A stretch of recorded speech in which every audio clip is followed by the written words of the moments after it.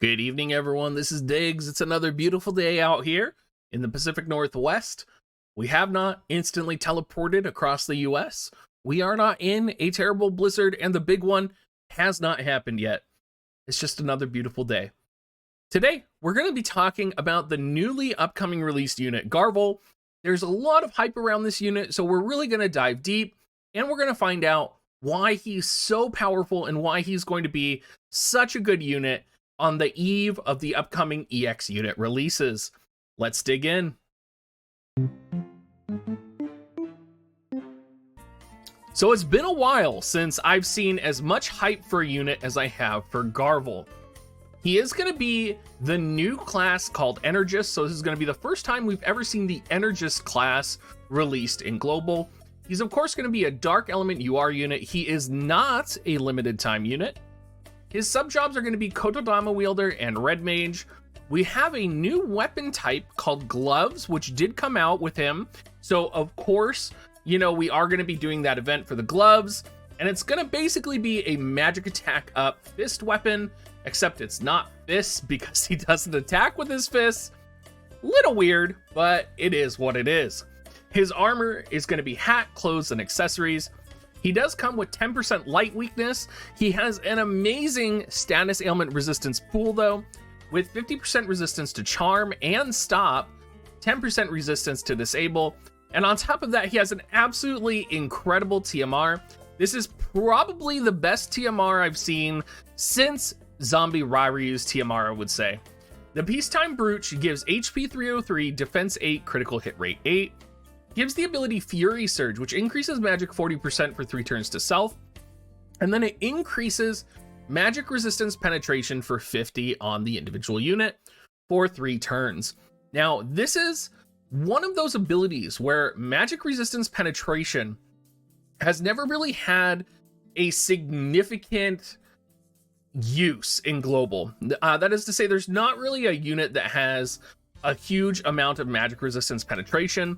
So magic resistance has always been a really good way to protect your units from magic attacks. Now that this TMR exists, if you could imagine putting this TMR on a unit like Little Leela or some other really powerful magic unit on a magic attack buffed map, for example, this could be extremely powerful. So I think this TMR is going to see a lot of use, and I think, like, for me, in my mind right now, this is like Bells probably, except for mages. And maybe that's an over-exaggeration. Maybe I'm hyping it up too much. But I do think this is a TMR that's going to be very good, and it will be one that I will be using. His mastery ability gives HP 10% for Dark Allies, increases Dark Attack 15 for Dark Allies, and it gives Magic 20% for himself. I decided to display the stats a little bit differently this time. So normally I show you the base stats and the additional stats. I decided to show you what the stats combined for his board, job, and level are going to be at level 99. So he's going to have 2,668 HP. 78 AP is going to be his starting AP, and that's without the Esper AP on there.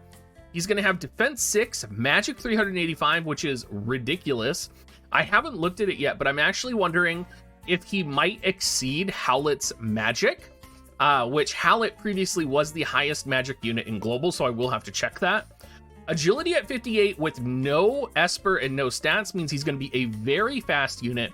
And Dexterity 179. We'll be talking about why this is relevant here in just a little bit. He does have 5% slashing resistance, 10% resistance to piercing. He's weak to blunt by 10%. He has 10% missile resistance, and he is 10% weak to magic.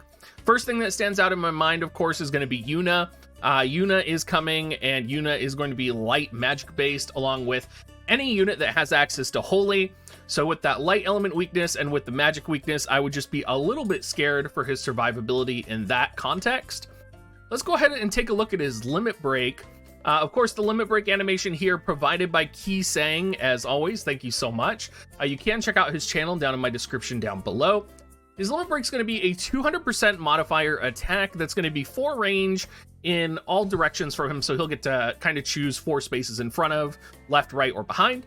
It's going to decrease spirit for 30 for 3 turns, and it's going to increase spirit penetration 50 for self when it's fully maxed out. He is kind of a beast in terms of spirit and magic penetration. It will be important, and maybe this is another video that I should probably be making, is talking about the idea of decreasing spirit versus spirit penetration versus, you know, magic resistance penetration. Because it's interesting that the limit break both decreases the spirit of the enemy by 30, but then also increases spirit penetration, because that kind of contradicts itself, right?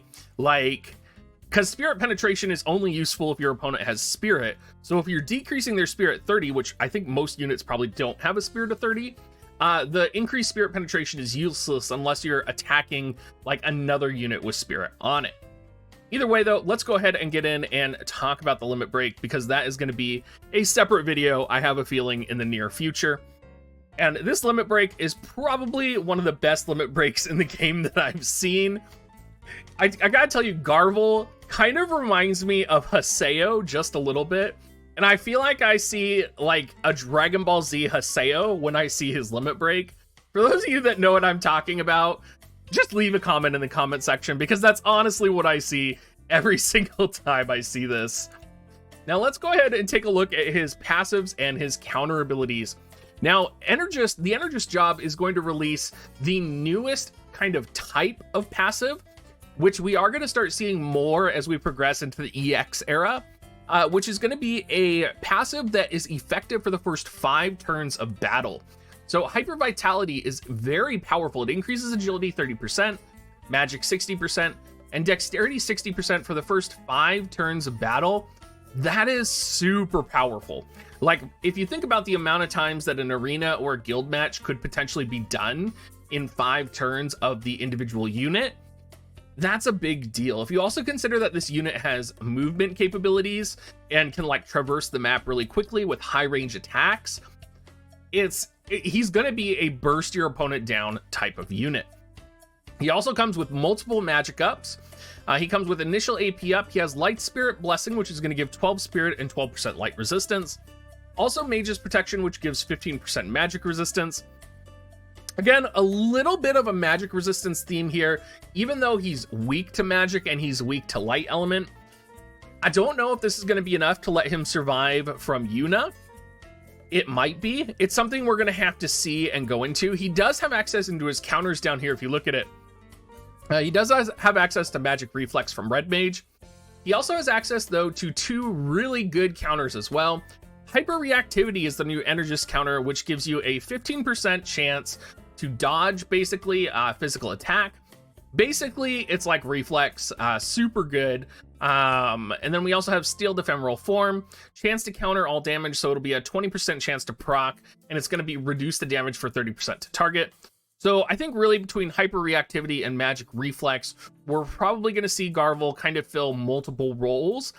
He might be able to stack Magic Resistance. It'll be interesting to see what he can do, especially considering a lot of his abilities, or almost all of his abilities, are designed around physical resistance. It'll be interesting. Now, just to talk about his main job modifiers real quick. This is something I don't touch on very often. Basically, every single job, if you didn't know, has different stat modifiers on their attacks.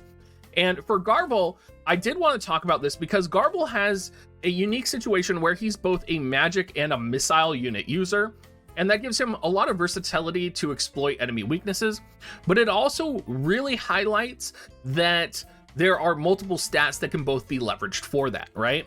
So for his primary attacks, or for all of his attacks from his main job, there's going to be a 100% magic modifier, 25% dex modifier, and a 10% luck and agility modifier.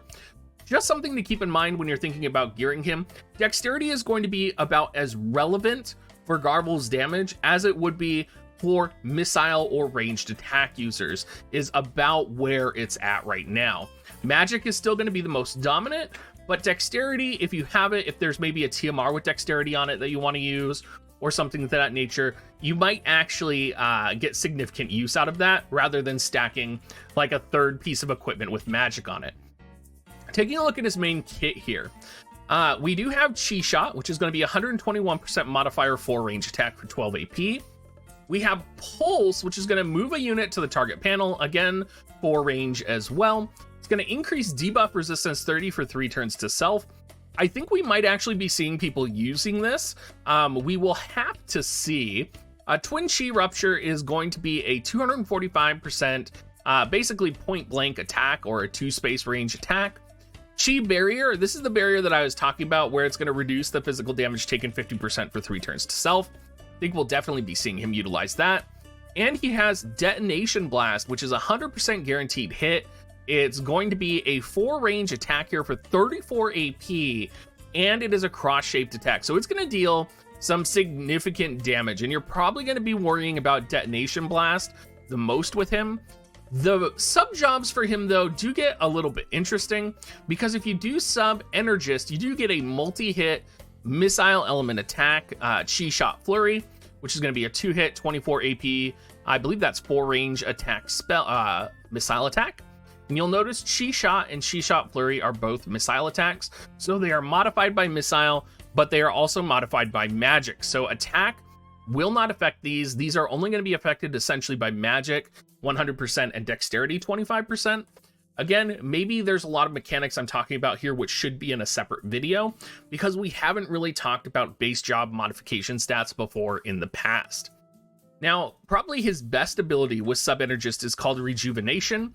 It's going to have a 25% chance to inflict sleep for 3 turns, and it's going to increase the chance up to 24%, minus 4% for each action done by the unit for the targets. Now, this is a TP-based ability, which is going to be really good, and I think there's a lot of units who don't have a resistance to sleep or aren't aware of sleep. So I just wanted to remind you guys what units do have immunity to sleep. Venera, Glaciella, Titus when he comes out, Nivlu, and Halloween Ryryu. I think the only reason we're possibly not going to see Sub-Job Energist is most likely the dominance of Glaciella and Titus when Final Fantasy X does come out. I have a feeling we're going to see a lot of combinations utilizing those 2 units. And since those 2 units are both frontline units that aren't sleepable, I think we're going to see a move away from Garvall's sub-job of Energist. Now, his other 2 jobs are a little interesting. So let's talk about Kotodama Wielder. I did put another example of the modification of his attacks here. So for his Kotodama Wielder attacks, it's 100% magic, 15% dexterity, 10% agility, and 5% luck. And I actually think Kotodama Wielder is a sub-job that you might not be using with him. Now, he does get a Heart Like Needles from Kotodama sub, which is going to increase his magic attack 25 and spirit penetration 20 for both himself and his allies. But other than that, basically what you're going to be getting is you're going to be getting another 100% guaranteed hit attack. You're going to be getting a buff that gives move 1, jump 1. You're going to be getting 2 attacks that both deal confusion and stun. And honestly, it's just not as good as the main job kits that he does have, right? Because you have a Heart Like Needles, which is going to increase magic attack and increase spirit penetration 20. Well, he's going to be using his Limit Burst, and his Limit Burst is going to give 50 spirit penetration for himself and decrease the spirit 30 for his opponents. He also has access to Detonation Blast, which is a higher range version of the Kotodama Wielder's Unevadable Pain, and it is a higher modifier, right? The only thing that it's less is less AP, but AP is not going to be a huge issue with Garvall because he does start out with a large amount. Now we also have Pulse, which is going to move your unit to the target panel, increase debuff resistance, that as opposed to Earthrending Pain, which is going to both do damage and move the character. I mean, Pulse is going to move you further. It's a TP-based attack. I think you're probably going to be using that over Earthrending Pain. Although Earthrending Pain does deal damage, it's really going to depend what situation you're in. I don't see Kotodama Wielder being subbed that much, but I could be wrong. I think most of the subs are either going to be with Red Mage or his own Energist job to access the sleep ability. Sub Red Mage, of course, is going to give Jamming Thrust, which has extremely high range and range height, which is going to give Garvall the access to attack his opponent sooner with a highly modified Dark Element magic attack. So I could see Garvall sub Red Mage being like the bread and butter Garvall, and I could see Garvall sub Energist being like live PvP Garvall getting in there. Now, in terms of Espers, there's a lot of Espers coming up in the near future that are going to be really good for Garvall, but honestly, there's no Esper that's like just perfect for him. And what I mean by that is Garvall is a unit who needs both magic attack, and while you do have units like Omega in the future and Bahamut who are highly modified for magic and dark attack and magic, these units aren't out yet. They're double cost VCs, so a lot of people aren't going to be having these Espers right away. So I think the most applicable Espers right now are going to be Shiva and Diablos for magic attack, and Shiva for the agility will really help Garvall. I think if you don't have either of these two maxed out, potentially Behemoth with his 3-star form could be a great substitute. He doesn't have very high magic, but he will have 25% dark attack, which is going to be very powerful. If you don't have any of these, the Mind Flayer is actually a very viable Esper, and I think he's very underlooked for Garvall, and I think he's one of potentially the best Espers right now, with access to both Man-Eater and Magic Up. It's just a great combination. Now, in terms of equipment, the Dark Glove, everybody is going to want to farm with this event this coming week. We also have Soul of Thalmassa, which is going to be really powerful with that additional plus 60 magic. Salir's TMR is also going to be very good with Garvall because a lot of his attacks are magic-based. And of course, the Amulet of Peace, the Peacetime Bruche, or his ability to give him that magic resistance penetration. Now, what type of VCs and what type of team would you run Garvall with? And this is where I feel a little personally confused, because I feel like Garvall does not fit into the traditional dark/elemental composition. In fact, I really feel like Garvall is not going to fully shine until we're able to pair him with a unit like Black Rose Helena in the future. I feel like Garvall is going to occupy the role that a lot of the individual magic-based attack units that have been really good occupy. So that's going to be units like Rain, that's going to be units like Halloween Raryu, that's going to be these really powerful individual brawling magic element users that can be very powerful. What's a little bit off with this, though, is finding the right VCs in the right situation for Garvall, right? Because it would be really easy to say, well, Garvall would be great with Diablos, until you realize that the Diablos VC has attack on it and no magic. So while he does get a lot of dark modification, he's not getting any magic. So you need a VC that adds magic.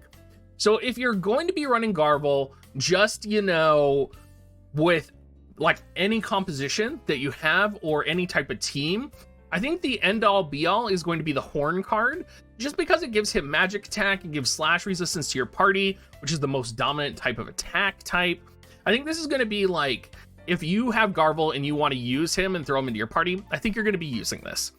If you're going to be running him with other units like Rain, Halloween Raryu, or you're looking for like calculators to run with him, I think you're most likely going to be running Trousseau or Rama on him, mostly because our calculators now have specific individual VCs that are making them more powerful. So units that are able to run Trousseau and Rama are kind of like a boon in those types of parties, because you want to use the Typhon VC with Little Leela. You want to use, Ildira's special VC with her as well. So I honestly feel like these are the only 3 VC you can really run on Garvall. Of course, there's some other individual VCs you could run with him, but I think the complexity of including Garvall into your party and making him fit in terms of the right VCs with the right other units is very complex. And I think he's a very high level, complex character that a lot of people are going to build wrong. Very similar to Rain, Halloween Raryu, and these units that kind of have different modifications and attacks that people are not used to. Anyway, you guys, we are at the end of the video. This is a little bit of a different style video than normal. Please let me know down below if you like this type of character review, and I would love to continue doing them for you. I am going to release one for El Sorel tomorrow that is just like this, and I am really looking for some feedback on the new style. So let me know, guys, and as always, if you want to support me, oh my giant, make sure you use my affiliate link, dig.gs/coins, or you can go to dig.gs/offer as well. And have a great rest of your day, everybody.